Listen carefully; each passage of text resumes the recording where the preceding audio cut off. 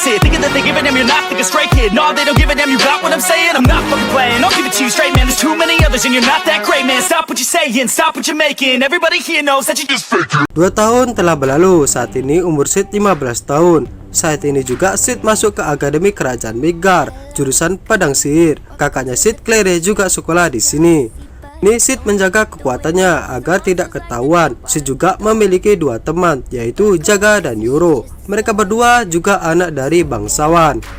Yoro dan Jaga menyayangkan peringkat Sid karena Jaga dan Yoro mendapatkan peringkat B dan S, sedangkan Sid hanya mendapatkan peringkat C. Ternyata mereka bertiga sudah membuat perjanjian, siapa yang mendapatkan peringkat rendah akan dihukum. Hukuman tersebut, Sid harus menembak Putri Alysia Midgard. Setelah itu Sid mendekati Putri Alysia dan menyatakan cintanya. Sid berpikir kalau Alysia akan menolaknya, tapi apa yang terjadi? Alysia menerima Sid untuk menjadi kekasihnya. Setelah itu di sebuah restoran, Yoro dan Jaga tidak percaya kalau Alysia menerima cinta Sid. Padahal Alysia pernah menolak seseorang dari keluarga Duke. Semua siswa di restoran tersebut membicarakan Sid yang menjadi kekasih Alysia. Tak lama Alysia pun datang dan ia ingin makan di meja mereka. Jaga dan Yoro melihat makanan mewah yang dipesan Alysia, tapi malah Sid memakan semuanya. Alysia kaget melihat Sid makan dengan banyak. Setelah itu Alysia ingin pergi ke pelajaran Royal Bushin bersama Sid. Singkatnya, Sid sudah ada di kelas Royal Bushin. Di sana Sid masuk kelas tingkat atas. Royal Bushin dibagi menjadi 2 seragam, putih untuk pemula, hitam untuk tingkat atas. Sid memakai seragam putih. Kemudian guru Zenon memperkenalkan Sid dengan murid-murid lain. Murid-murid lain menganggap Sid akan menjadi beban karena masih memakai seragam putih. Kemudian guru Zenon menjelaskan kalau ini perintah putri. Murid-murid itu pun terpaksa harus menerimanya. Setelah itu muncullah Putri Alysia memakai seragam hitamnya. Lalu Alysia ingin melawan Sid. Alysia melihat kemampuan pedang Sid tidaklah buruk, tapi Alysia tidak menyukai gaya pedangnya. Alysia pun serius dan membuat pedang kayu milik Sid terpental. Guru Zenon datang dan memberikan pedang kayunya ke Sid. Guru Zenon juga menganggap kalau Sid bukanlah amatiran. Guru Zenon pun mengobrol tentang gaya Bushin dan Royal Bushin kepada Sid. Karena terlalu lama mengobrol, Alysia menyuruh Guru Zenon agar tidak berbicara lagi dan menyuruh untuk memberikan waktunya karena ia sedang dimadu cinta. Kemudian Guru Zenon mengatakan kalau kau tidak bisa terus seperti itu. Alysia menjawab kalau ia hanya anak kecil, tidak tahu urusan orang dewasa. Zenon pun melangkah pergi. Setelah itu Sid berbicara dengan Alysia kalau ia tahu kalau guru Zenon adalah tunangannya.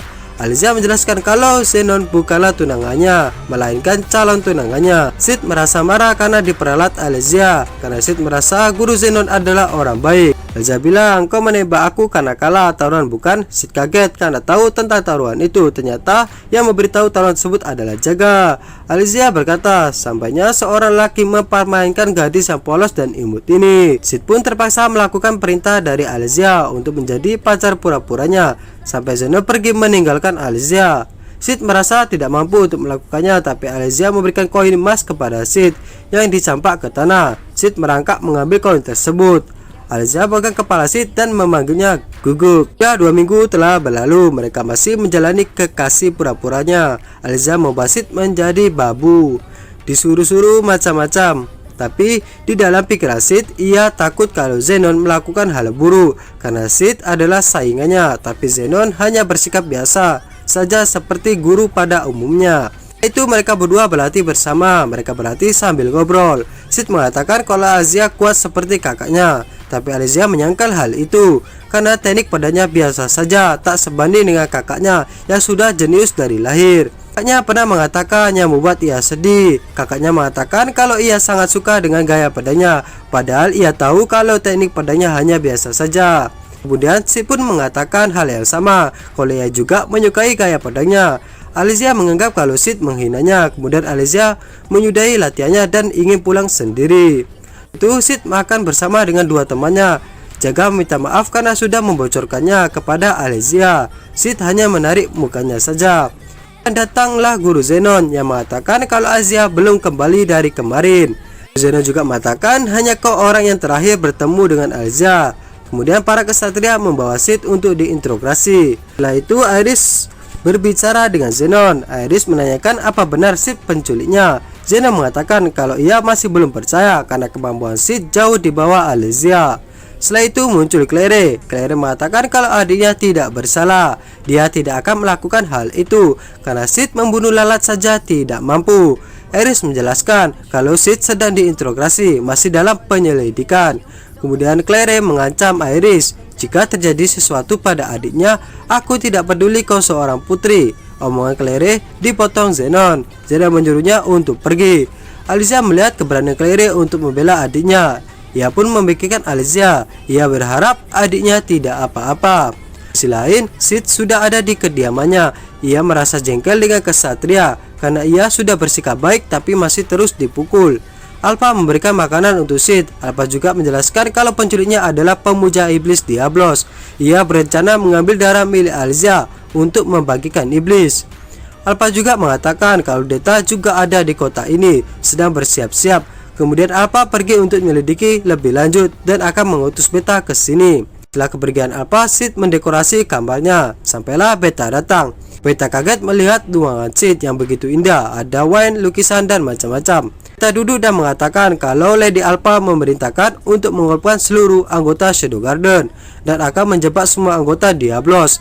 Mereka juga akan mencari jejak Alicia menggunakan sihir yang akan menjadi umpan untuk memancing mereka. Kemudian Sid membalingkan surat ke arah Beta. Si surat tersebut jika menginginkan Alicia kembali datang ke belakang akademi.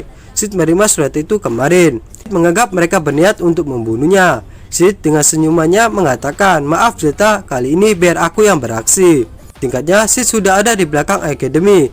Ia melihat sepatu milik Alicia. Kemudian datang dua orang yang menganggap Sid pelaku yang sebenarnya. Mereka berdua lalu menyerang Sid. Sid membantai mereka dengan sadis. Kita yang melihat kejadian itu menulisnya di buku catatannya. Di sisi lain, diperlihatkan Deta sedang bertarung dengan kesatria. Juga Alpha yang melihat aksi Deta dari atas bangunan. Kaget karena Deta terlalu bertindak kelewatan. Kemudian Alpha juga ingin beraksi.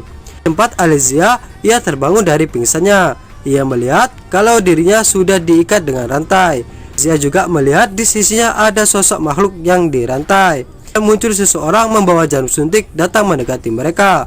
Tersebut juga menginjak-injak makhluk yang ada di sisi Alicia. Ternyata orang tersebut menginginkan darah seorang putri untuk membagikan iblis Diablos. Tak lama orang tersebut ketakutan karena mendengar kekacauan di luar. Alicia mengatakan jika ia melepaskannya, ia berjanji tidak akan ditangkap oleh kesatria. Dan orang tersebut mengatakan, aku tidak peduli dengan kesatria. Ternyata orang tersebut mengetahui kalau yang akan datang adalah Shadow Garden. Setelah itu orang tersebut menyuntikkan makhluk yang ada di sisi Alicia. Makhluk tersebut menjadi besar dan membunuh orang tersebut. Makhluk itu juga melepaskan rantai yang mengikat Alicia. Kemudian makhluk itu pergi. Di luar, para kesatria sedang bertarung dengan makhluk tersebut, tapi mereka tidak bisa mengalahkannya. Kemudian muncul Putri Iris membantu mereka, tapi tetap saja serangan Iris bisa sembuh dengan cepat. Iris mencoba untuk serius, tapi pedangnya dihentikan oleh Alpha yang tiba-tiba muncul. Alpha mengatakan kalau Iris membuat ia semakin sakit.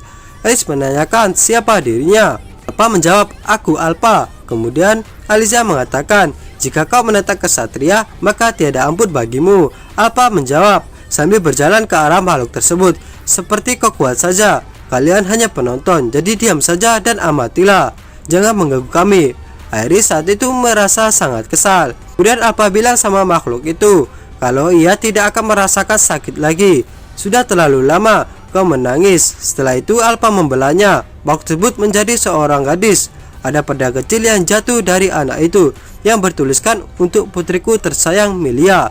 Dia adalah putri dari Viscount. Setelah itu Alpha pergi. Di sisi lain, Alicia sedang berhadapan dengan Zenon karena dalang dari penculikan tersebut adalah Zenon. Zenon mengincar darah Alicia agar penelitiannya berhasil. Kalau berhasil, dia akan menduduki kursi ke-12 para pemuja Diablos. Alicia kalah melawan Zenon. Setelah itu muncul Master Shadow. Master Shadow membuat jengkel Zenon karena serangannya sedikit pun tidak mengenai Master Shadow. Alicia yang melihat pertarungan Master Shadow yang menggunakan teknik pedangnya. Setelah itu Zenon memakan pil, membuat energi meningkat secara gratis. Kemudian Master Shadow menggunakan ultimate-nya untuk mengalahkan Zenon. Ultimate tersebut diberi nama Atomic. Serangan tersebut membuat gedung tersebut hancur tanpa sisa. Setelah itu Master Shadow pergi. Alicia juga sudah bertemu dengan kakaknya. Setelah bertemu kakaknya, Alicia pergi menemui Sid. Alizia minta maaf karena sudah menarik Sid dalam masalahnya. Sekarang Sid sudah bebas.